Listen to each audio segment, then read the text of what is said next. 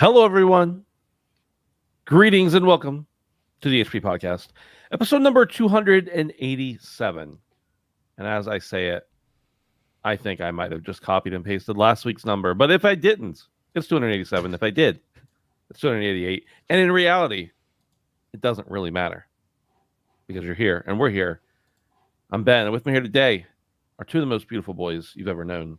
Dave is here first. Well, actually, he was here second. But I'm going to introduce him first. Dave, hello. Greetings. I always come second, brother. Wow. Dave, must be nice. I feel like I'm... One time a hooker told me I was faster than the speed of life, so I killed her. That's right. Oh, let's start over. Oh, this is live. This is the Dave. HP podcast. I looked over at your screen for a second, and it looked like I saw smoke billowing up. There is smoke. It's Oh, tea. yeah. It's hot tea. Oh, okay. So it's like vapor. Yeah. It's less vapor, more or less smoke, more vapor. Okay, fair enough. What kind of tea is it, Dave? It's peppermint. Or no. Yeah, this is peppermint tea. It's going to be really Oh. pepperminty because this is steeping pretty hard. But I do love peppermint tea. You It's steep good. so fucking hard, Dave. God, guys. I'm sorry. I'm sorry. It doesn't actually bother me. I just have to put on a show. Brandon, Speaking speaking of of putting on a show, what you got going on your shirt there, brother? oh, it ain't a big deal. It's just a Soul Calibur. You've had that shirt a long time, haven't you? Just some fresh shit. Just got this from a show. You know Oh, how it did you? is. Yeah, I did. Dude, I had to pose with two Soul Calibur character cosplayers and then Yeah. tweet it. But there was no service in the convention center, so it looked like my tweet went, but it never actually posted. And I showed them, and they're like, "All right, cool. Here's a shirt." When was this? I don't know, bro. Probably when I wandered off. You know, I'll mosey around with you guys sometimes, and then I'll disappear for Wait, you got that at Too Many Games? No, dude, this was at PAX. Oh, a long time ago. You said it was recent. You said it was new. Am I tripping or are you tripping? I ain't tripping. Yeah, you're tripping. I'm notoriously never tripping, dog. Brandon, I was thinking the other day about that time we met up with, or not met up with, but we saw the near 2B cosplayer. Oh, dude, that was so strange. And we walked up and we were all like, hey, we're just in line, whatever, to take a picture. And it wasn't because we wanted a picture with the cosplayer. It was because there was some incentive to do it. And so we got there and you were like stone faced and you were like, make a thumbs down. And the cosplayer was like, what does that mean? And you were like, it means I don't like the game. She thought I was trying to be weird or something, and I'm like, it's just a joke because everyone loves this game but me. And so if you pose with me with a thumbs down, but I don't know, some dudes were probably just harassing her for wearing I'm sure. a 2B I'm sure. cosplay. So Right. I get it, but also a thumbs down. I wasn't do one of these for me. I wasn't flashing that. It's a thumbs down, bro. Come on now. Universally known as the symbol for I don't like this. Right. Yeah. Except wasn't there something different when in the Coliseum? Didn't they put their thumb the opposite way that you'd think? They did this thing. I I think don't know. this meant you died, though, and this was... Was that just in the movie? That might have just been in the movie. Yeah. So it was real. It was, I mean, most movies are based in If reality. Joaquin Phoenix did it, then it was real. Amen. Holy crap, I forgot that was Joaquin Phoenix. Yeah. You're right. He is the Joker in real life. He is the Joker. He might be, actually. You wouldn't get it. You wouldn't understand. There's so many actors that now that I've grown older and I'm watching newer things, and I forget that they were in old movies. And then I'll see an old movie and I'm like, wait, that was that person? My wife and I were watching Modern Family, and Great show. I can't remember her name, Claire, I think, the wife of the Dunphy Blonde wife. woman, yeah. Yeah, and I'm like, she was in an Adam Sandler movie. She was in Happy Gilmore. I am positive of it. Yeah, and then I went and looked on the IMDb, and it was true. But it was kind of tripping me out for a minute. I'm like, I've seen Modern Family. A couple years ago, we started to watch it, and we fell off, or whatever. And then we went back and we're just goofing around watching it, and I was like, why didn't I realize that was her before? But then somehow in the middle of that, I had watched Happy Gilmore probably, or seen a clip or whatever. It's so weird. Sometimes, Ben, we look at life through different lenses. Wow. Damn. That was deep. Think about that. It's one of the deepest things you might have ever said, Brandon. actually. I say a lot, usually not very deep, so that wouldn't be very hard. I didn't want to go there, but you did for me. So Okay. I'm happy to self-deprecate myself. I do it all the time. this is the HP podcast where we talk about video games and self-deprecation pretty much as often as we possibly can. If you want to help support the show, you can go over to patreon.com/handsomephantom. Sign up to join us for as little as $1 a month. We appreciate that very much. It helps us keep the lights on. You get the show ad-free and a day early if you sign up on Patreon and you're someone who listens to the audio. You check that out there. If you want to check us out on video, you can show up on YouTube at either Ben is Handsome or on Handsome Phantom YouTube channels and see all the glory live Tuesdays at 7 p.m. Eastern. We appreciate you. All the glorious Ginger live. That's what I'll say. And then also, if you want to just hang out with us, no money, no obligation needed, you go over to handsomephantom.com/Discord, sign up, join in, hang out for a bit. Now, a lot of you, I've actually gotten a couple messages over the years of people being like, "Hey, I'd love to join the Discord, but I don't have Discord. Is there a way I can hang out with you guys without Discord?" And the reality is no, because we don't want to be in more than one place if we can help it. But the other reality is that if you are listening to the show, you're a gamer, and you claim to not have Discord, you are a liar. Like, you have an account somewhere that you made at some point. So if you really wanted to hang out with us, you could. And if you didn't have a Discord account, you could make a new one. But by the way, you do have one. You could just come to our houses. Dave, what is your address again? You can go first. Address and Discord. Well, Yeah. So you have to download Discord too. We've got free feet pics in there too, so Ooh. double incentive to join. You use pics as if it's plural. I think there might only be one in there, and it was yours. He does have more than 1 foot. At least there was that I only know one for it. Does that count? What? They're different. You can't say it's multiple feet pics when there's one picture of 2 feet. No, because what if one photo has 1 foot and the other photo has the other foot? But it didn't. It was one photo with 2 feet. How do you know they were both Dave's? I don't. But that's still one photo. How do you know I was even in the picture? I don't, but it was still only one photo, guys. I'd need more of my senses to be able to know whether it was Dave's feet or not, other than just sight. This is going off the rails pretty quickly. Actually, literally the first thing Brandon said knocked the show off the rails. So, yeah, I tend to do that. Some people would say it is what it is. It is what it is. I tend to agree. Now I gotta stop here for just 1 second. I'm actually gonna stop the show.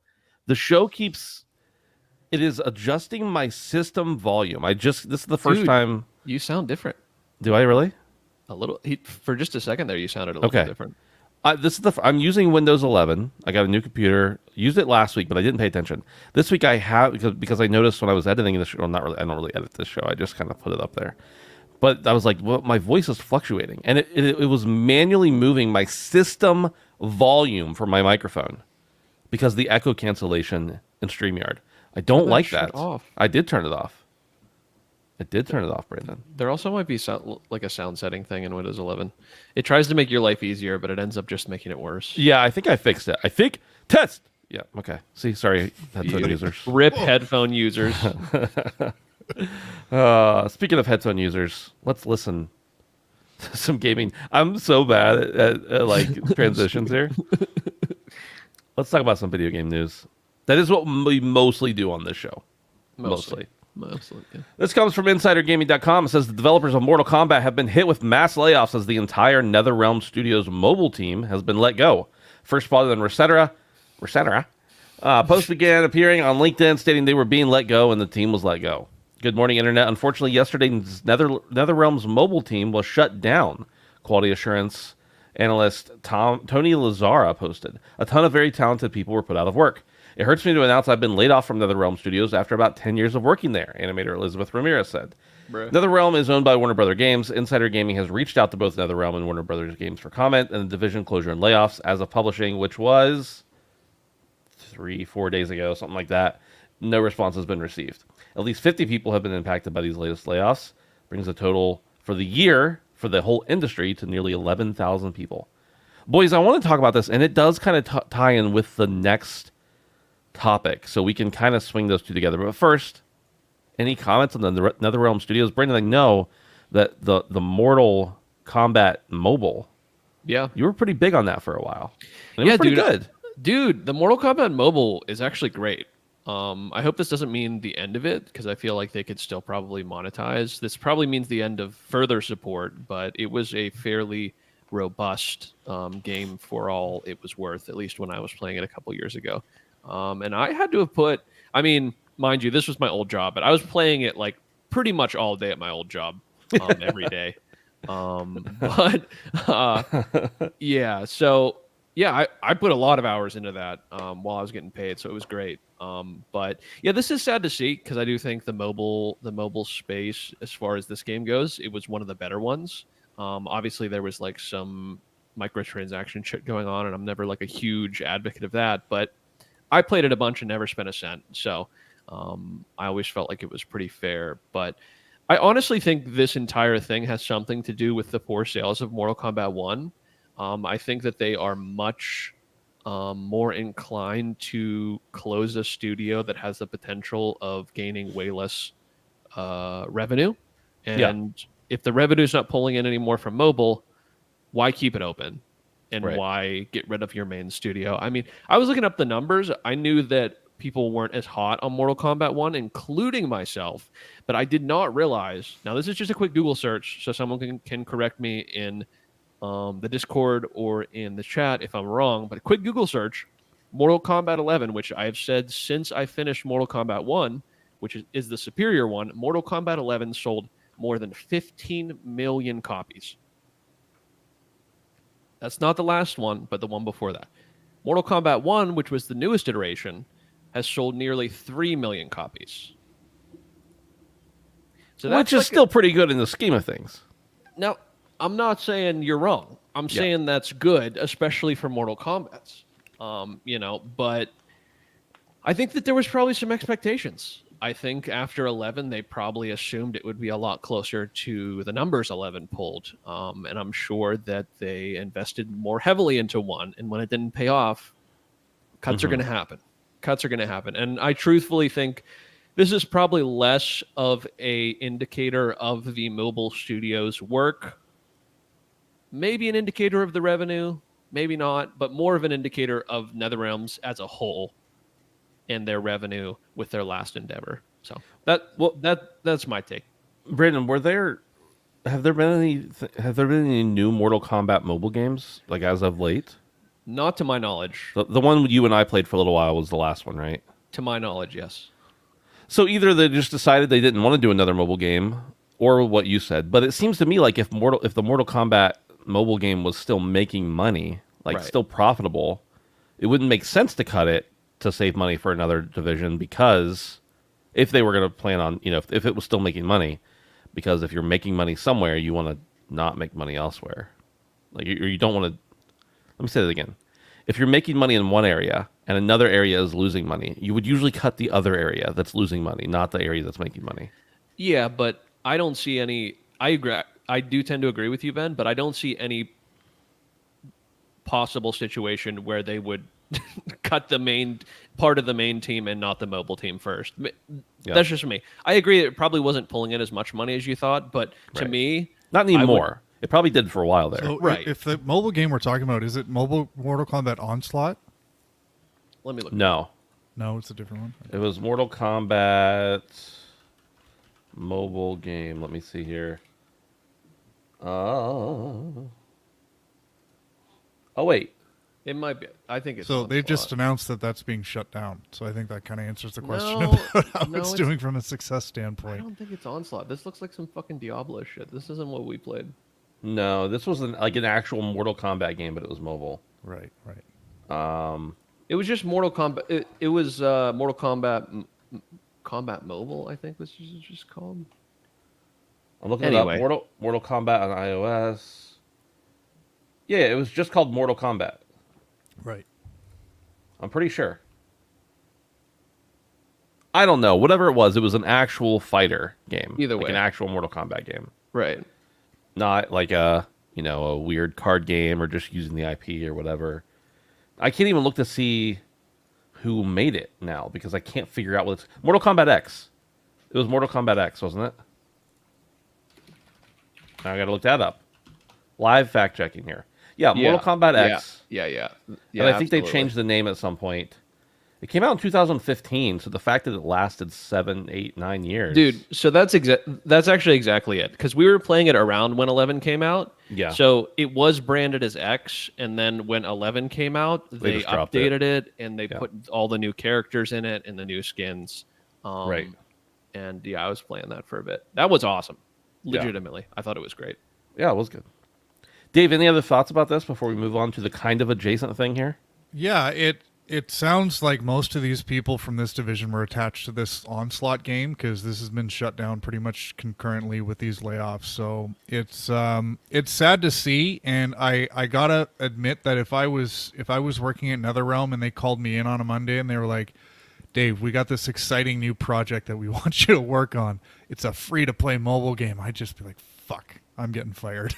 Yeah. Because it's such a high risk thing to get into, and it's weird to me that they attached like longtime employees of the company, like they said one person had been there for 10 years to a high risk project like this, because it's again, it's so high risk that you think you'd put people on the project that maybe contract workers or something like that. But yeah, I'm with you guys. It seems like people have kind of gone cold on the franchise as a whole, which is really disappointing because NetherRealm has really poured a lot into this franchise for a long, long time and done really well with it. But it just kind of seems like, you know, with Mortal Kombat 1 that the interest has kind of dropped off. And I'm not big on esports, but from what I understand, Mortal Kombat, when it comes to esports and fighting game, isn't as popular as like Street Fighter and some of the other more.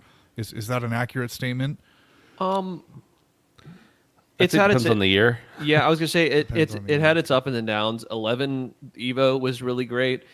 There recently was just an Evo, and I think Sonic Fox, which is one of the huge players in the fighting game scene, I believe won. And this one was Mortal Kombat 1. To your point, Dave, too, they also, like, not only is it losing steam, but they made a lot of changes in 1 from 11. And I feel like a lot of the people were happy with what happened in 11. And it was one of those classic things where they made changes that were very controversial. Yeah. And a lot of people didn't like them, including myself. One of the main game modes that they got rid of was the crypt that was added in 11. And they added some jank ass fucking Mario Party ass shit. And I didn't like it at all. And that was like one of the main game modes now. So it wasn't quite like Mario Party, but you like moved from block to block like a board in Mario Party. But anyway, go ahead, Dave. Yeah, no, it's again, it's not a good sign for these kind of games. But I mean, hopefully, you'd never want to see people lose their jobs. But if it's just the mobile division, hopefully that means that the company as a whole, this doesn't signal anything bad for them. But yeah, it's too bad. Keep buying the Mortal Kombat. The good thing is it goes on sale a lot. So hopefully that $3 million or 3 million sales figure will continue to climb, because I'm sure Mortal Kombat 11's number was largely based on, you know, sales as well. So yeah, absolutely. It was 15-ish million. Yeah. So yeah. 616 Entertainment in chat says Mortal Kombat consistently sells much better than Street Fighter. So that answers that question you had, Dave. Although the new Street Fighter didn't sell really, really fucking good. No, I think it sold really well for a Street Fighter. I don't know that it sold well as far as between like a competition between the two. Okay, Street Fighter 6 has reached 3.3. Yeah, which I think is one of the higher Street Fighters of the recent era. Street Fighter 5 7.4. Sheesh. Okay, never mind. All right. Anyway. But that's over a longer period of time. But still, it's what? How long has Street Fighter 6 been out? A year now, almost. Probably about that, yeah. For it to pick up another 4 million copies to catch up with Street Fighter, the previous Street Fighter, you're not going to gain that much after the first year, probably. So, well, here's the second story that I thought was a little bit maybe like it could be talked about in line with this, and Multiversus developer Player First Games has been acquired by guess who? WB. Now, it kind of makes sense a little bit because, they license the characters. It's a licensed game. But here's the story from Video Games Chronicle. It says, following the acquisition, the Los Angeles-based studio will continue to be run by the co-founders. Player First Games and Multiversus director and head of technology will report to Carlos Barbosa, vice president and studio head of Warner Brothers Games San Diego. The San Diego studio, which is currently providing production support and live management for Multiversus, was established in 2019 and focused on the creation of free-to-play cross-platform titles. We have worked with Player First Games over several years to create and launch Multiversus, and we're very pleased to welcome this talented team to Warner Brothers Games. The bright and creative team at Player First Games adds to our extensive development capabilities. And then Multiversus people said, our team is excited to join, yada, yada, yada, all that kind of stuff. And they mentioned here, we're working to make Multiversus game experience the best it can be. And having our development team integrated with the publisher is optimum for the players. Now, we were pretty hard on Multiversus not because it wasn't fun. It's a fun game. And I'm not good at fighting games. Like, I like to play them with my buddies, but I'm not I would never be competitive in any sense. I guess you could be competitive in anything if you dedicated your life to it, but that's not me. Multiversus was pretty fun, but then they at some point were like, hey, by the way, the beta's over now. Thanks for playing. And everybody was like, there was a beta? Like, we didn't know this was a beta. Like, we already saw. And then they took it away, brought it back. Maybe that was always the plan. I did not feel like it was communicated clearly if that was the case. But either way, it came back. Not as much hype as there was the first time it was around. They shut it down for a long time, man. They shut it down. Yeah, it was at least 6 months, if not closer to a year. Time. Yeah. Right now, it's a lot of people are like, oh, that game's dead. And I understand the sentiment because there's not as much talk or hype around it as it was. SteamDB right now has the game with about 11,000 in game, which is actually not bad. I assume there's many more on all the consoles combined and everything. But here's what I'm wondering. WB bought it. I know Netherrealm and WB are different things. I know that Multiversus just had a license for the game, for the stuff from WB, whatever. But do you think Multiversus actually gets to continue, or do you think they become a support studio for Netherrealm? No. I think they do get to continue. I'm going to be honest. I think that Warner Brothers is almost stepping in. I would assume they had a lot to do with how this game was rolled out. I mean, it's their IP. I'm sure they're very protective of their IP. Yeah. If you remember, when this game was still going on, there was even articles that we were reading of the fall off of this game after the large rise and the large fall. And then after the large fall, they're like, hey, we're going away, right? And then we'll be back. And to me, that signaled the game's done, right? Yeah. But it's coming back. And I would assume at this point, Warner Brothers is almost stepping in because they can see the potential of the game. I like the game a lot. I do. And I liked it back then. I play a mean Finn. Nobody can fuck with me. Anybody can fuck with me as Finn. But I think the game has potential, and I think to me this is Warner Brothers stepping in because they see the game has potential, and there potentially was some mismanagement with how it was ran in the very, very beginning. So I didn't want this game to die ever because I think it is cool. Yeah, I think it's cool. Yeah. In chat, Radic, I'm actually glad to see this. This was something I was going to touch on, was that whenever the game was around, you can look up things back before it got taken down. The amount of time you needed to unlock characters was insane. Yeah. It very highly encouraged you to spend I do remember that. Very highly because, it's... I don't remember. I'm just throwing out a number here, but it was like you had to play 10 hours to 12 hours to unlock a single character or something like that. And that's, maybe to some people that's fine, but I don't know. It's not the meatiest of experience. It's just fighting. You know what I mean? So, I'm glad to see that they're doing something with it, but this signals to me Warner Brothers wanted to step in and kind of coddle their IP and, potentially did see some talent in this studio, which by all accounts, I agree with. No, I'm not saying they bought them to kill the game. I'm not saying that. But don't you think there's any potential? And Dave, you're welcome to weigh in here too. But it just seems to me like you have a game that is kind of slipping a little bit. The numbers are fine, but they're not going to stay that way forever. And they're obviously skilled at making fighting games.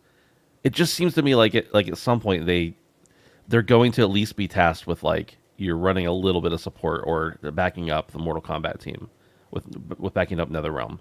I don't know. I mean, I might be totally wrong here, but it just seems like you have a fighting game studio and you buy another one, at some point you're going to want them to smash together and work a little bit. It's so different. Smashed together. It sounds to me like Player First is being brought on as more of the service support studio, and if anything, this signals to me that they are playing the long game with Multiversus. Yeah. And we talked about this last time we talked about Multiversus on the show, where it doesn't seem like the kind of game that WB is willing to easily walk away from, which I think is great, because in this day and age when we're seeing so many publishers pull the plug so quickly on games as a service and free to play that aren't smash hits right out the gate, it's good to see that, you know, WB appears to be willing to play the long game. And I think these numbers are decent. Like, as you guys mentioned, they definitely flubbed the launch.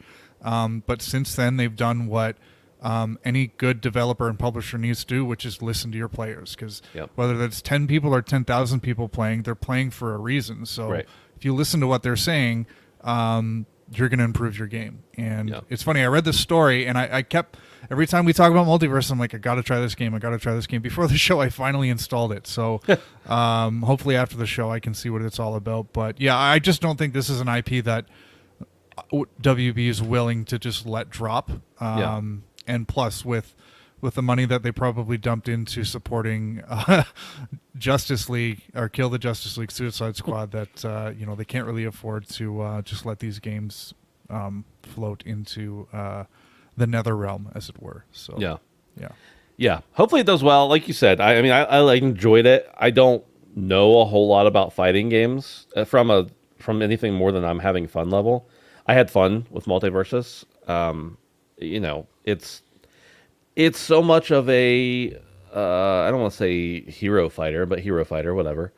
Maybe I just made a new term. I don't even know if that's a thing, but it's so much different than a lot of other fighting games. But it's cool because it has that IP, and even the IP that doesn't seem to work well together. The different things that they've licensed from Warner Brothers, or now I guess technically Warner Brothers just has them. It definitely is cool. It works. It doesn't seem to work well together on paper, but when you're actually playing it, it is a lot of fun. So hopefully they continue on. And one thing we know about fighting games is that fighting game bases are loyal to their base. Like, there are people who like fighting games no matter what they are. They're going to play Tekken, they're going to play Mortal Kombat, they're going to play Street Fighter, they're going to play Multiversus, they're going to play Smash, whatever. But like, once people latch on to a fighting game, they stay with that fighting game. Like, that's their baby. Especially when you get into more of the competitive scene. Again, not to say you're not going to play other games, but like, I think Multiversus, for it being out as long as it has now and still having as high a concurrent player base as it does, I think it's probably okay. I guess what I'm saying, I'm in no way saying they're going to kill Multiversus. I'm just saying, I feel like if they know that they're a talented team, and for them to not have them work at all with NetherRealm, just seems crazy to me. If I were them, I'd be like, look, it's not. I know they're not the same games. Brandon, you were saying they're so different. They're definitely not. If you're good at one, doesn't mean you're going to be good at the other. I get it. I'm just saying, like, it seems like combining your resources to make a better product or two better products is the way to go. Yeah. To me. Yeah, I don't know. That's like, I don't know. It seems so different, but I get what you're saying. Yeah. They are so different. I'm not like saying they're not. Yeah, like insanely. Yeah. The games themselves are, but the principles, I think, are right. The game development principles. Anyway. Number 3. Here's an interesting one. GamesIndustry.biz says 82% of U.S. gamers made an in-game purchase in freemium titles in 2023. A survey also found that 62%? Yeah, sure. 62% of adults aged over 18 engaged in gaming. I'm going to read the article here for a little bit. A new report has found that 82% of American gamers made an in-game purchase in a freemium title last year. That's according to ComScore's 2024 State of Gaming report, published in partnership with the in-game advertising platform Anzu. The report also found, I already read that part, of those surveyed, 77% play on more than one platform, with over a third regularly using a combination of console, PC, and mobile. U.S. gamers spent 45 billion hours on gaming sites and apps last year, with esports becoming an increasingly popular activity. An estimated 86% of Gen Z and 80% millennials surveyed said that they watched esports, while 53% of Gen Z and 61% of millennials said they engaged with esports content. I don't know what their metrics are there for engagement, but I'm assuming, it's more than just watching in some sense. They play somewhat competitive. Dave, this is I guess this is not surprising to me because we know that these free to play games, especially the big ones, are making mega bucks. But 82% of people who played, of Americans specifically, of United States gamers is the exact terminology. 82% of people who played a free to play game spent money on it. That's an insane number to me. I would not have expected it to be that high. What about you? It's higher than I thought. Not much higher because I, like the two of you, have seen the trajectory that the industry's gone, and I think we all have similar feelings on free to play and games as a service, and we know why they're there. And the fact that there's so many of them coming is because they're making money. And big executives see these numbers, like how many people are actually spending on free to play games, and then the actual number of like, well, how much money is this actually generating, as opposed to how many people are actually spending. This is just kind of the way the industry's going, and this is how money is made. It's great because, a $60, $70, $80 price tag that's a pretty big barrier for some people to try out a video game. But if you can remove that barrier and get people into your ecosystem, then these numbers are showing that eventually, if you put out a good product, they will give you that money. And I think it's kind of nice though. In practice, it's a nice way to prove your product rather than just putting out a bunch of really cool trailers and promotional stuff and saying, trust us, give us your $60 day one. This at least creates that trial. And, we all loved demos back in the day, and those are gone. So this has kind of replaced that. But it's a huge number. I don't know about you guys, but I thought really long and hard, and I've never actually spent money in a free-to-play game. I was curious if you guys ever have. I see Brandon on his head. Yeah, there. I mean, a couple times I bought battle passes, and I think I bought a skin once. I bought the weed skin in Call of Duty, where I was like a ghillie shoot, but instead of a ghillie, it's just like weed leaves. Tell me that isn't fucking awesome. It was pretty cool. That is fucking cool, bro. Well, the thing about it is, so I've definitely bought battle passes and stuff, but most of the time hold on. Yeah. A battle pass is Yeah. it's not the same thing, right? Because this is a freemium, so that's free to play. Yeah. And then within game purchases. So yeah. Well, no, but so a lot of battle passes give you currency to continue buying battle passes, right? That's kind of a standard now. But there is an original buy-in. Like, you don't just usually get the coins out of nowhere. Let's talk in specifics, since Dave was asking. Fortnite, you can buy that game, play it for free, have the base skin, whatever. You get some rewards from the free battle pass. You never have to spend a dime if you don't want to. And you don't get premium currency. But if you want to get certain rewards and you want to get the premium currency, you have to buy the battle pass. So technically that would be an in-game purchase in a free game. The battle pass in Fortnite would be a purchase in a free game. I think Brandon confused me because he was talking about Call of Duty, which again, Warzone free to play, but you can Call of Duty. It's the same thing. Right. And the battle pass in Call of Duty now, so if you buy a battle pass in Call of Duty, it works with both Warzone and regular multiplayer. Yep. So you could play Warzone for free and buy the battle pass, and that would be considered. So that's really what we're looking at here. Like, there's a lot of free to play games, don't get me wrong, but probably the big ones, the big hitters, are going to be things like Multiversus that we were just talking about. They're going to be Call of Duty / Warzone. They're going to be Fortnite. They're going to be Rocket League, Roblox. Yeah. So like, we're looking at some of the world's largest IP here that people are playing and spending money in. Now the confusion gets in. I've heard people be like, oh, I just play that on Game Pass, so I've never spent any money on it, but I bought it something in game. And it's like, well, you did because you're paying for Game Pass. But I understand the confusion. But I still think this is probably like, have you ever played a free to play game and spent money kind of thing? But yeah, I've not bought like, let's see. I bought a couple, maybe one or two skins in Fortnite back in the day, and then I've bought the battle pass. Most of the time I earn enough currency to rebuy them. But I don't think, like, I'm a 36-year-old man with 2 kids and a wife and bills.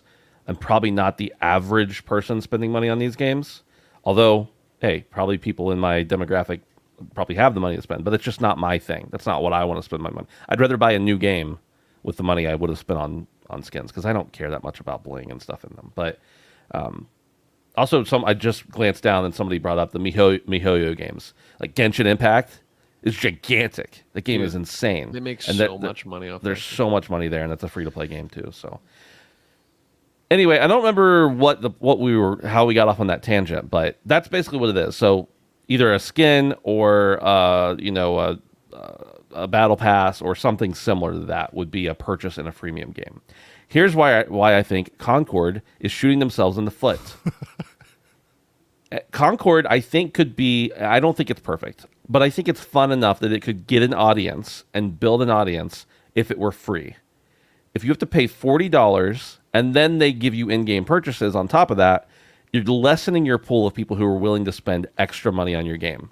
Because if I buy a game and I spend $40 on it, I am way less likely to ever buy a battle pass or ever buy a skin. And I'm already not very likely. I am way less likely to do that. Even in something like Deep Rock Galactic. I'm like, okay, this game was $20. It's got some in-game stuff, but I already spent money on this game. I'm not going to buy. I love that game, but I'm not going to do that. I'm not the target audience for in-game purchases, clearly. But I think there are a lot of people. I think that other 18% of people... Probably most of that other 18% of people are people who are never going to spend money on a game, right? But of that 82% of people that we're talking about here, they're probably also, many of them are not going to buy a game outright because they already have free games that they're spending money on. And I just think that Concord, you're charging $40 for the thing. Maybe you sell a couple million copies if you're lucky. I just think that you limit your pool of people who are willing to continually support that game through purchases is limited, even more so than it was before. And I don't know all the right numbers. I don't know the right things. All I'm telling you is that games with in-game purchases that you have to pay for, I guarantee you they sell less in-game purchases than games that are free. Guaranteed. Maybe that adds up to a different number. I don't know. I've never been behind the scenes and seen all those numbers, but Concord charging $40 is going to make it less money than if the game were free. And I don't think PlayStation agrees with that, clearly, but I think that our experience playing these games and seeing these games, I can't remember the last time I played a game of Fortnite where I didn't see a character in a premium skin. I can't remember the last time I played a game of Call of Duty where at least half the lobby didn't have a premium skin. Like, these are not hard concepts to figure out. If you're making these types of games, you should also be playing them. And for people not to realize that in-game currency, in-game purchases are making so much money, and they're like, let's charge for it anyway. I just don't understand it. I don't understand the mentality behind it. Honestly, if I could say, I think they're kind of trying to take a page from the original Overwatch's book, like directly. That game was $60 out the gate. It had microtransactions, but it was like, I don't know. How many free-to-play games were there in 2016 when that game came out? That's the good. It wasn't that long ago, but it was point. a different time, I think. Excellent point, Ben. Yeah. There are so many free-to-play games right now that if I'm a 16-year-old kid and I don't have the money to buy all these games, but I might get a gift card for Fortnite for V-Bucks, right? Right. There's a little chance somebody's gifting me Concord. There's a much better chance somebody's giving me a Sony gift card, and I'm like, oh, I have credit I can use in this free game that I already play. I don't know. I remember when I first started playing the Old Republic, which again, this is going back quite a bit further, 2009 or something like that. It was full price day one plus a subscription fee, which if you want to release an MMO in this day and age, that's unheard of. Yeah. So it's changed fast. It certainly has, but it's yeah, you're right. Concord is just, it's setting itself up for failure because look at the competitors. Like, everybody's going free to play, and why would I play your game? It doesn't have any recognizable IP. There's some interesting people working on it, but the average gamer doesn't care about that kind of stuff. So, right. Yeah. Edward Walton in chat just says, remember Destruction All-Stars was a paid game before they started pushing it free for PS Plus. Well, technically it released free for PS Plus because I think the pre-order numbers just weren't there. And it would not surprise me if in the next, month and a half 2 months before Concord comes out, if we see them say, PlayStation Plus members get it for free. If you already pre-ordered it, you get a refund, whatever. Because I don't think it's doing the numbers it needs to do. And also, by the way, Destruction All Stars is not a good model to follow for anybody because I'm pretty sure no one plays that game at all anymore. Radic is going to disagree with me or tell me I'm wrong, but I'm pretty certain that nobody plays that game anymore. I played like, I don't know, 5 or 10 hours of that game, and I was like, this is fine, but there are so many other things that I'd rather be playing right now. Right. It didn't do it for me. But, different taste for everybody. Right. And that's why they make menus at restaurants. Hey. Never mind. That's a whole other, I'll tell you guys. It's a thing I saw recently. Okay, what are we talking about now? Good news. Good news. Good news here, ladies and gentlemen. Gamers. This is a little bit dated at this point, but it came out right after we recorded last week. Paramount Plus has canceled its Halo show after 2 seasons.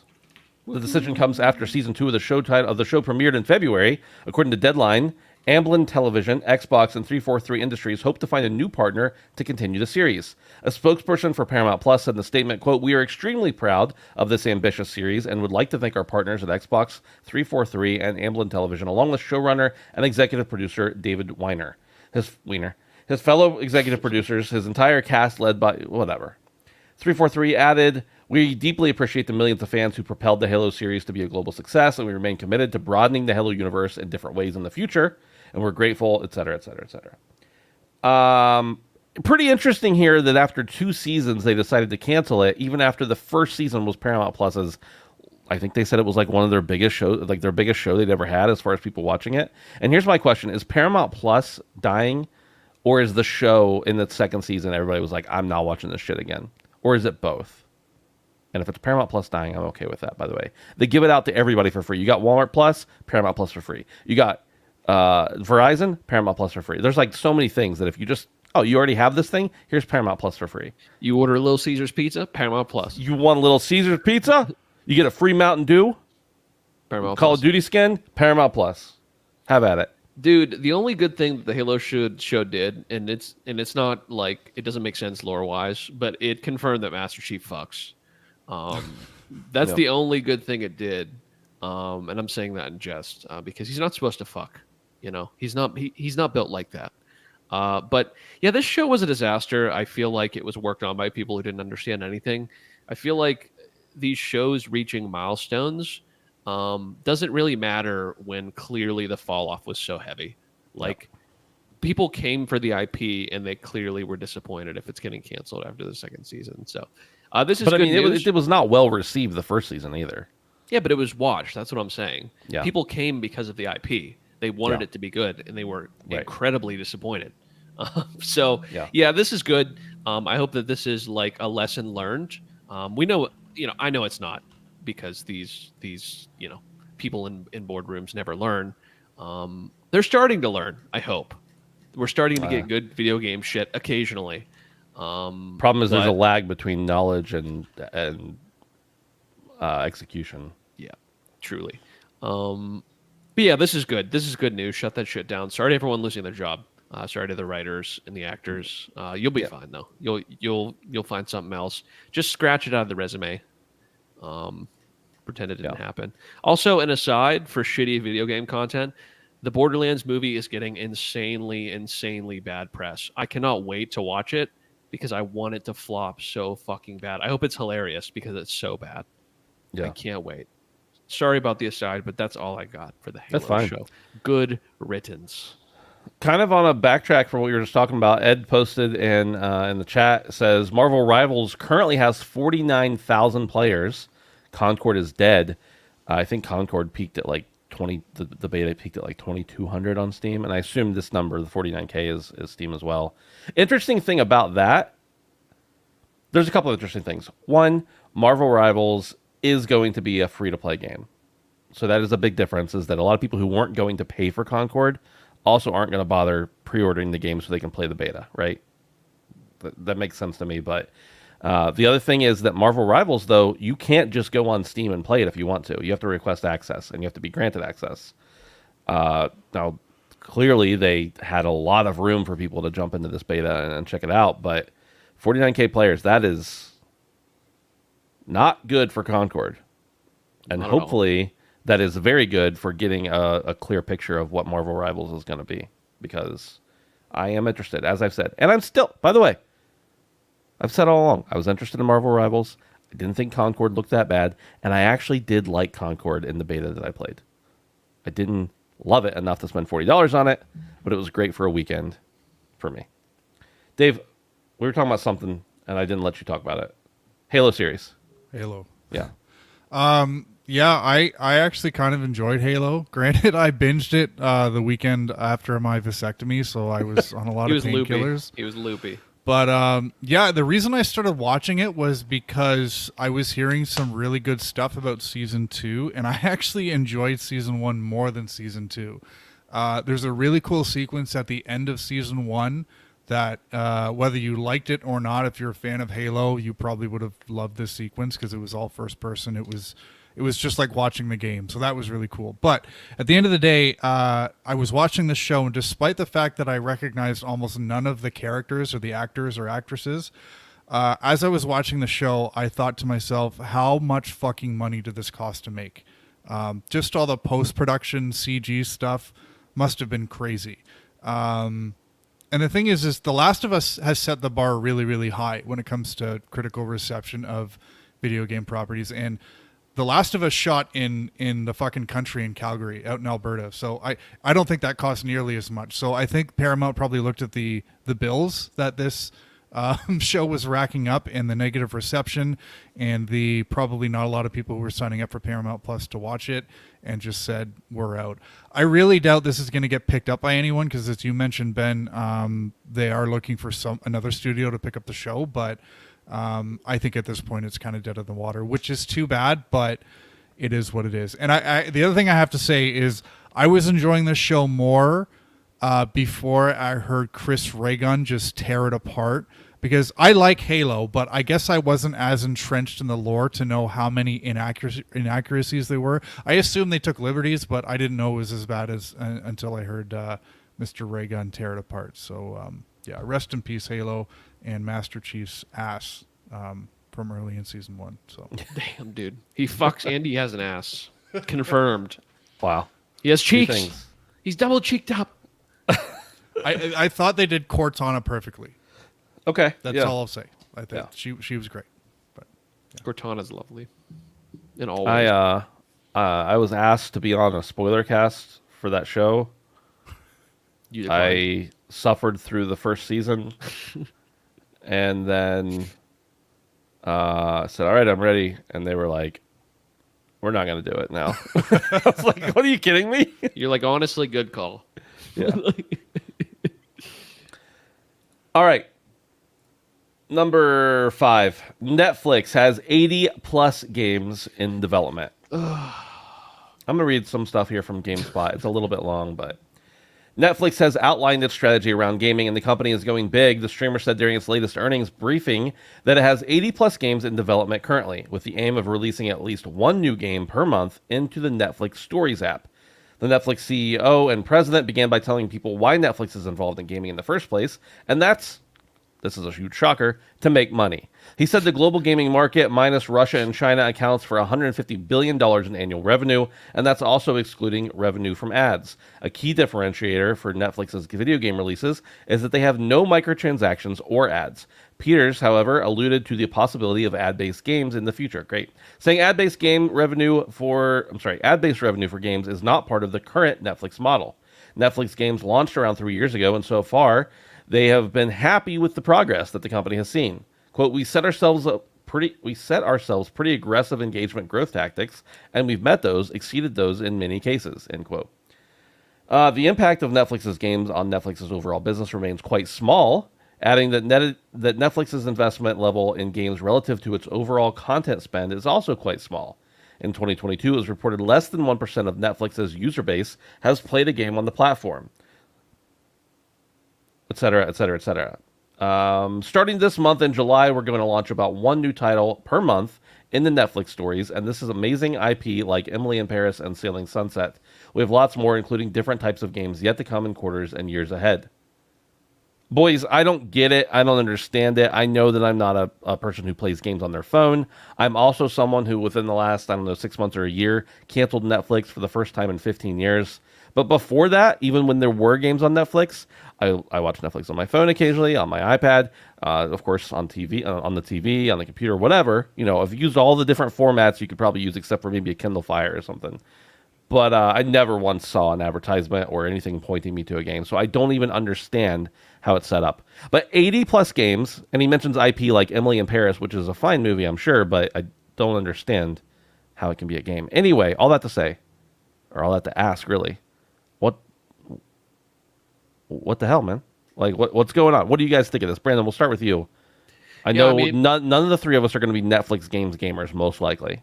Yeah, I mean, I don't know that I have anything incredibly profound to say about this other than it seems ridiculous.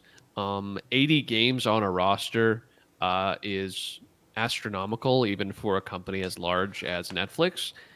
This makes me think we're really getting some really low quality experiences from Netflix here. That's all I can assume. Either that or they think that this is like a badge of like something to be proud of. Like when that Dying Light bragged it was like 1,500-hour campaign or whatever. Like, I just don't think they understand that it's like, yeah, 80 games. It's like, wow, good for you. How diluted and shitty will all of these be? And how many will ever see the light of day? So yeah, I don't get it, and it seems kind of tone deaf to even make this statement. Them working on games in general, I don't really have a problem with. Sure. And I guess the install base for Netflix is really high, so I'm sure they'll catch some of the low-hanging fruit. But I don't think people like us are really clamoring for Netflix to put out any sort of video game, whether it be Emily in Paris or the Squid Games video game. I don't know. like I don't know. That is one I could see actually working out. Squid Games. Right. Squid Game. Yeah. So, I could actually see that one working out. I mean, you put the Squid Game outfits on the Fall Guys stuff. Hey, you got yourself a game right there. 100-player BR, dude. It could work. Davey, Netflix, you're the subscription canceling king, so Yeah, Netflix, just like you, you said it was the first time in 15 years you'd canceled, but I still haven't. Netflix is kind of my ride or die at this point. But yeah, an Emily in Paris Battle Royale, I think Sheesh. I'd pay premium for that. But yeah, I mean, you kind of said it right off the top, Ben. I suspect the target they're going for is not us. I think it's more the casual and mobile. But I still don't think the approach is really going to set them up for success. It just kind of sounds like they're a bunch of executives who heard the numbers that you rambled off earlier, Ben, and thought, we should get a piece of that pie. We got a bunch of people on our platform. But to think that people who are watching Emily in Paris and Selling Sunset are going to jump in for, a narrative-driven point-and-click adventure or something in between seasons it's just a bit naive to me, and it kind of sounds like they just assume everybody's going to play video games because you put them in front of them. I can't see my wife attaching or connecting a Bluetooth controller up to the TV to play something like this. Like, I don't know. I see the games that they're putting on there now, and I think, okay, they're really simple puzzle games, and it's something you could just kind of, I don't know, spend 10 minutes on and then jump out. But the fact that I think you said less than 1% of people have actually engaged with the games at this point. That wasn't a couple years ago, to be fair. But, yeah, I can't imagine. They seem to be happy with the numbers, but it's the other thing they said is they're focusing on narrative-driven adventures because they're, quote, easier to make. Yeah. That's not really a great approach to take when you're trying to make like captivating experiences. We're focusing on the stuff that's easy to get out the door, and 80 in development at once is not a good omen for quality. So I'm with you guys. I think these are going to come and go pretty quick. There might be a couple that are cool to check out, but I think if Netflix wanted to kind of capitalize on this, they could focus on more social experiences that are driven through a mobile phone, the party-based stuff. That could be cool. But trying to get somebody who's watching Emily in Paris or Selling in Sunset to jump into a game, I don't think it's going to work. So, yeah. Yeah.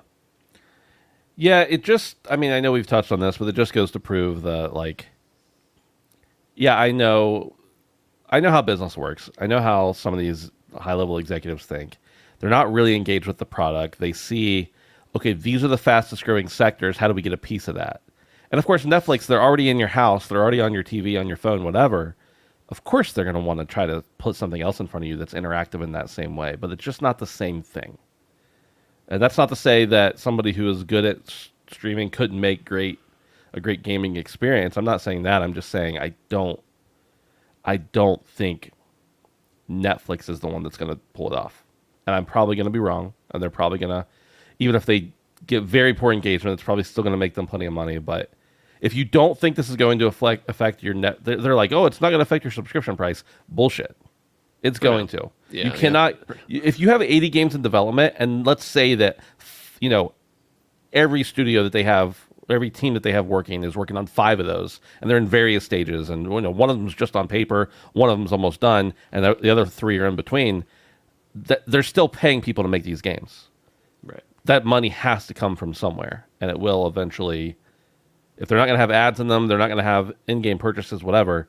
Eventually, they're going to have to start charging you for those. So, keep that in your hat. If you're like, who cares? It's just not for me. It will affect you if you're a Netflix subscriber. It just will. And guess what? When Netflix raises their prices, everybody else is like, okay, we're good too, because most of them have a lower subscription base than Netflix does.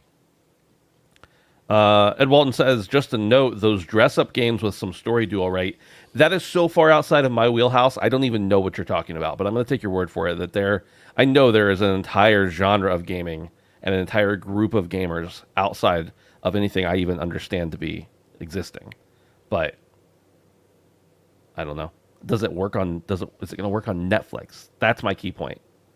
On Netflix, I go to Netflix to watch movies and TV and laugh or cry or get scared or whatever.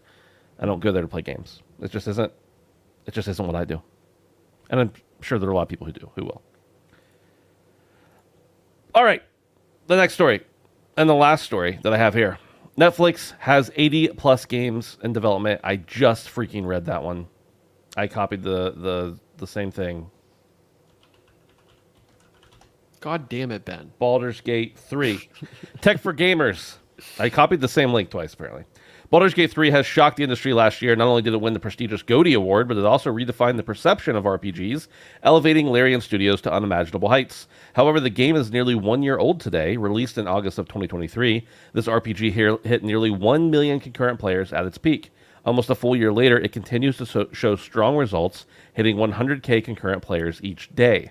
Such longevity is typically the goal for multiplayer titles. Even then, very few games achieve these types of player counts, with most rapidly losing interest in a few months. According to SteamDB, the game peaked at over 112,000 players in the last 24 hours. While impressive, this is nothing out of the ordinary for this title. Since this figure only shows the concurrent players, the number of daily players is likely much higher.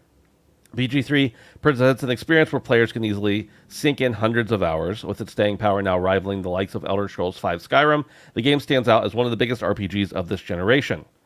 One major reason for this healthy player base is Larian Studios' continued support. While single-player games don't typically receive updates for a whole year, this team is challenging many live service studios with its post-launch support. The latest update coming in September will introduce mod support. Oh my gosh, that's gonna break Steam. And fix split screen issues. Moreover, Larian Studios has confirmed that it won't be the final update, even though they've moved on to other projects. Boys, do you think there's any part of Larian that's like, what if we had done one DLC? We could all buy a yacht. Honestly, I think they already feel that way. Yeah. Based off of the sales numbers. I don't know. Yeah. Oh, yeah. I'm sure they're doing just fine, guaranteed. Yeah. Yeah. Yeah. I think they're just riding the horse, just riding it into the sunset at this point. This is the game that keeps on giving. We were saying it when it came out, but clearly insanely dedicated fan base. And what you read is absolutely right. I mean, they keep adding stuff to the game, and it's not just like, I don't know. I haven't played in a while, but I saw something on Twitter that was like they added different story beats for almost every character in the game recently or something like that. Like, I'm talking substantial additions to the game almost every single time. Like game-changing stuff, story stuff. And it's for a reason. I think that this game probably would have retained a lot of its players, even if there wasn't regular updates. But I think that's kind of the golden ticket there, is that the updates are so frequent and so substantial that people continually come back because they have a reason to. Right. So Plus, they got to see how many different kinds of ways they can have sex with every different character in the game. damn, dude, I can't wait for the mods. Dave, you've not checked out Baldur's Gate 3, and I think you said it was probably not your style, but what with this much staying power and this many people loving it and all the accolades it's gotten, are you a little bit curious? No, I'm not. But this is impressive nonetheless because I think this being a game with the number 3 at the end, that is the third iteration, and it's a CRPG. The fact that it has had this much success is unbelievable, and I think it's the most impressive part is I think it's transcended its player base. And the reason I said at the top that it's got a 3 in the thing, a lot of times game makers will remove the number because they don't want people to think, well, I haven't played 1 or 2, so I can't play.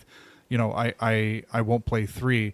I just think this game is so good and so quality that so many people who maybe weren't into the series before have now gotten into it, and that's huge. So yeah, it's insane the numbers that this game is doing. Again, I'm just not into the style of game, so I'm still not going to go for it. But the other thing is I don't think this game has had any deep discounts over the past 12 months, has it?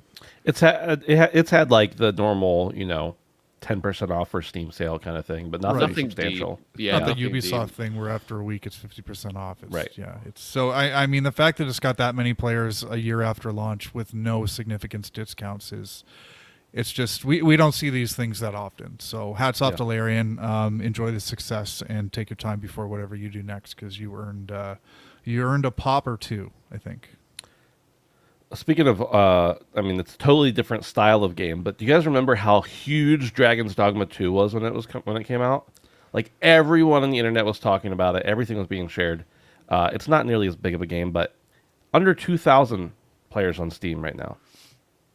Does not that have game the same kind stunk of a staying very flavor of the week. Yes. Because everybody was kind of raving over it for the first 10 days, and then some of the shit started to come out. So Yeah. I hate it. I did not enjoy what I played. I did not enjoy it. I hated it, dude. I wanted to like it so bad. It's the first game in literally years that I've bought at full price, and I've only played like less than 10 hours. Like I disliked it that much. Yeah. It was not my thing, but Me too. it could have just been the mood I was in at the time. Maybe I go back into it in a year and I love it, but it wasn't for me. I did see one other thing, by the way, while we were talking. It popped up in my feed. This comes from GameDeveloper.com. I just Googled it and clicked the link. In a statement provided to Game Developer, Humble said its game publishing label is undergoing restructuring rather than fully shutting down. This restructure involved much deliberation and careful thought. Let me go back to the original story. The IGN-owned Humble Games was reportedly closed down this morning, and its 36-person staff was laid off entirely. The publishing offshoot of the popular platform was cut, and seemingly without any prior warning. At the time of writing, Humble itself has yet to comment on the matter. Humble Games, yada, yada, et cetera, et cetera. And then, the update. In a statement provided to Game Developer, Humble said its game publishing label was undergoing restructuring rather than fully shutting down. This restructure involved much deliberation and careful thought with the goal of ensuring the stability and support of our developers and ongoing projects. We're acutely aware, of the profound impact this decision has on our team members of Humble Games and deeply empathize with everyone affected. Our team's contributions have been world-class, etc., etc. Ongoing and future projects are said to be unaffected, and the restructure has no impact on Humble Bundle's operations. It affirmed that it was committed to making this transition as smooth as possible for everyone involved. So, I don't know if it's true that the 36-person staff at Humble Games is totally gone, or if it's just some of them or what, but either way, IGN cutting some cost with some dead weight, apparently. Be interesting. They've published, there's so many games that, let me just look. Humble Games list. I think all of IGN is dead weight at this point, apart from Adam Bankers. Well, that's fair. That's fair. Yeah, that's fair. Trim the fat. Let's see. All right. Wow, they've got a lot of games. Let's see here. This one that just came out is called Path of the Teal Lotus. Never heard of it. Cultist Simulator. I have heard of that one. Forager. I've tried that and hated it. Ghost Song, Hat in Time, Midnight Fight Express. I played a little bit of that one. One Step from Eden, Signalis, which was pretty well received. Slay the Spire, which was pretty well received. Temtem, okay, interesting. Void Bastards. I'm just reading off a few here, not all of them by any means, but that's a lot of games that I feel like they have a lot of games here, and I feel like I'm pretty plugged in and don't recognize most of them. That's not a great sign, but anyway, that's the last thing I wanted to bring up, even though I didn't really have anything specific for it. Wow. Boys, it's time to talk about what we've been playing. I really don't have anything substantial to talk about because I was away this last weekend. Other than I've been streaming Sea of Thieves. The new season comes out Thursday. I'm excited to check that out. I have checked out a couple of the short things, Chained Together, Golf with Friends, but Brandon's going to talk about those in more depth, I think. So let's just go ahead and go to Brandon. I'll chime in with my thoughts on those particular titles. Yeah, so I played Minecraft, but I'm not going to talk about that. Chained Together. I was kind of seeing the buzz around this game. Ben had mentioned it to me. He was kind of on board before anyone I knew with the game itself. But I saw people. Yeah, that was probably a month ago. I was like, guys, this game's $5. You should all go buy it. Yeah, and I saw good things. I just never pulled the trigger on it. And recently, with the popularity of the Kai Cenat and the iShow Speeds stream, we kind of got into it and tried it out. And I got to say, it's pretty fun. It reminds me a lot of that Only Up, but with the twist. I don't even know if that game's still online anymore or like up for purchase. I think they might have delisted it. But Oh, really? I didn't know that. I saw something about that. But yeah, it's a lot of fun and really frustrating, but just a good romp with the boys. Dave, do you know about this? Do you know about this Chained Together? No, I'm just watching it now for the first time, and I would have thought this was Only Up, but It's got a twist, though. Yeah. Brandon, you can talk about the gameplay mechanics and stuff. Yeah. So it's like Only Up, where you like literally just keep going up and you have to do obstacles, but there can be between 2 to 4 players total, and you're all chained together. Like literally, you're chained together. So you have to jump over obstacles. You have to complete like almost time trial type things, swim in mazes. Just all kinds of stuff. Being launched on bounce pads, but while being simultaneously attached to the other person you're playing with. So it's definitely a lot of fun. It's really chaotic. It's very frustrating, but it's cool. It's really cool, and I've enjoyed what I've played with it. I need to play it some more. You can turn on checkpoints, which makes it significantly easier, obviously, but that's not the intended way to play as far as I'm concerned. So I got to raw dog it. If I fall, I'm going back to the beginning, and that's the way it goes. So yeah, it's cool, and it's super cheap. It's only $5, so might as well check it out if you got a couple buddies with PCs. So I bought this after watching a streamer that I like who doesn't normally play that type of game play it for a little bit, and I was like, $5. I'll spend $5. I told you guys about it, and then like nobody wanted to play, and I was like, well, okay, now I just have this game. I don't want to play by myself, but. Brandon, I'm afraid it would test our friendship to play because I'm very cautious and you like to run everywhere. I don't know if we would work well together in this game. Dude, it would be perfect.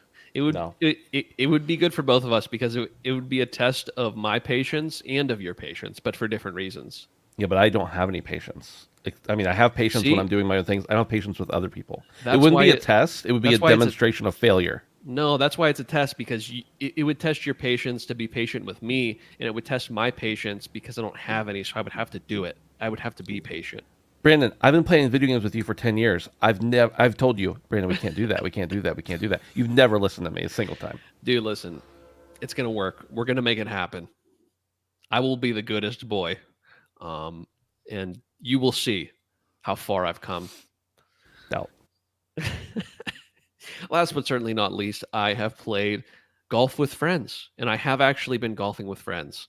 The very, very, very simple mini golf game with friends.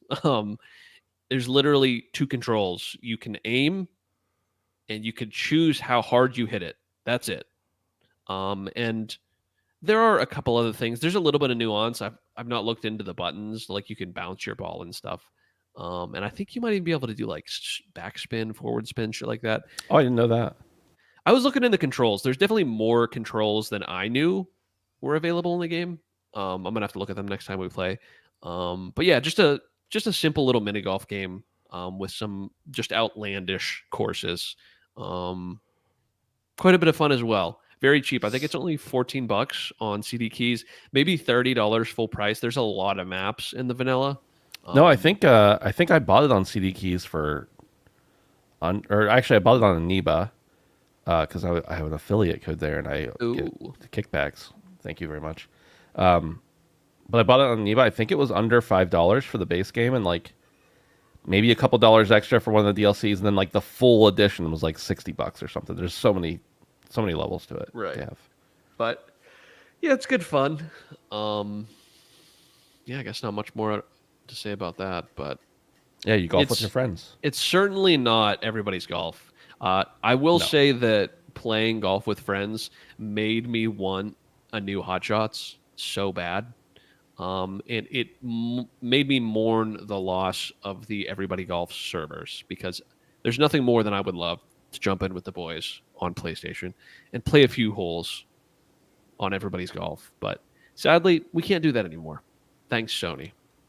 Brandon,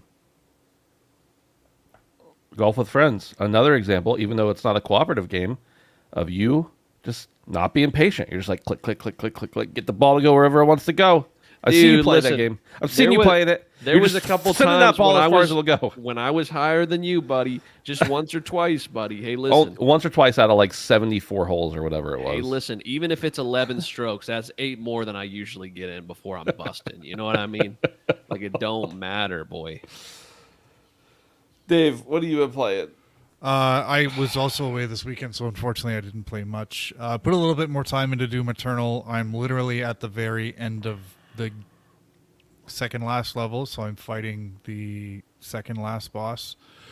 So yeah, hopefully this time next week I will have finished it and I can kind of put a bow on that. Yeah, the last two levels are, first of all, there's a little annoying part. You know when you get to the end of a game and you get the point of no return message where it's like, hey, you're entering the end of the game. You can't come back to your base after this. Doom goes ahead and rattles off 4 more missions after you get that message. So I got that message. I'm like, sick. I'm going to finish the game tonight. And then I'm like, there are 4 more levels to go. So yeah, that's where I'm at.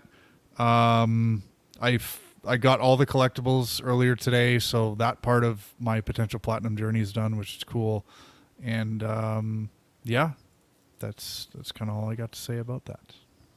I wanted to go back to Chain Together for a minute, by the way. Brandon, this game is $5, and it is a smash success, mostly because of streamers and YouTube and stuff like that. But the thing I wanted to mention about it is that although there is programming involved, and of course there's skill and design, and you know, I'm sure it took a lot of work to put together. The entire game is literally just an asset flip. Like everything you see in the game, just like a lot of these other games that are similar to it, everything else you see in the game is just an asset. Maybe it's palette swapped, maybe whatever, and they're all stacked together in a giant structure. You know, 3,600 meters or whatever it is. It's insane. Like the game probably cost incredibly little to make. Let's see the Steam charts. I'm just curious. Oh, it's huge. It's insane. 23K past 24 hours, 14K right now. Yeah, it's absurd. And somebody mentioned, do you think AAA developers look at games like that and just get pissed? Yes, I do. But I'm like, I don't know who made that game, how many people made it, whatever. But I'm very happy for them because just like all the other games we've talked about over the years that, you know, charge to under $10, break out like crazy. I'm happy for those couple people who became millionaires like literally overnight, you know, because I'm sure, again, it requires work, but like probably not that much work. Think about Lethal Company. That game was some work, but that game it's dead now, but it blew up. And that guy was rich in a minute. No, I mean, comparatively. I'm not saying it's dead. You're supporting that narrative, Ben. When a game starts to go down, spinning a false narrative, dude. 12K, yeah, it's totally dead.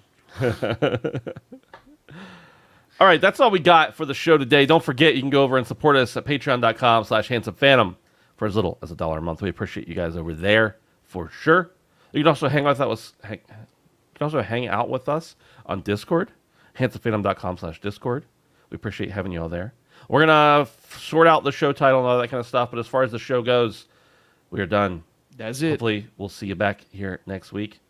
Actually, most of you we won't see back here next week live. We appreciate the many times more people who listen and watch, but we would love for a few more of you to like switch over and just come hang out with us. I swear it's some fun. Have a good night. We'll see you next week. Bye. Dude, time to drink a Busch Light Peach. Well, we got to come up with the show title before you inject that poison into your body. Busch Light Peach. Make that the show title. Just peach. It's just like 5 or 6 E's at the end. Why weren't you drinking it during the show? I don't know. I just didn't think about it. All these empty cans in front of me didn't jog my memory. Yeah. Chat usually sends in a good recommendation for a show title, but Ed says something, but I don't want to inflate his ego. What did he say? Call it Fighting First. He said vasectomy after Halo earlier. Yeah. Fighting first? Okay. Because we There talked it is. about fighting games and we talked about players first. Chief Perfect. fucks. Cheese ass. Well, John thank you, 117. Poot. I appreciate that. cheeks. Does it look different than normal? I don't know that it looks different than normal, but I appreciate the compliment either way. Thank you much. Cool. Vasectomy after Halo. Actually, it was Halo after vasectomy, right? Yeah. Okay. In that Right. order. Binge show. What if you had been playing Halo during your vasectomy? It's so distracting that they're like, watch this. watch the show. All right, boys. I'm out of here. Good night, y'all. I will see y'all. Well, I won't see. We're going to stay and upload. Everybody else, I'll see you later. Thank you. I love Looks you. a bit more red, I think. Thank you. I love you. Okay. Good. Goodbye, everybody. Let's Have talk a in good night. chat. Oh, fine. Whatever. How dare you?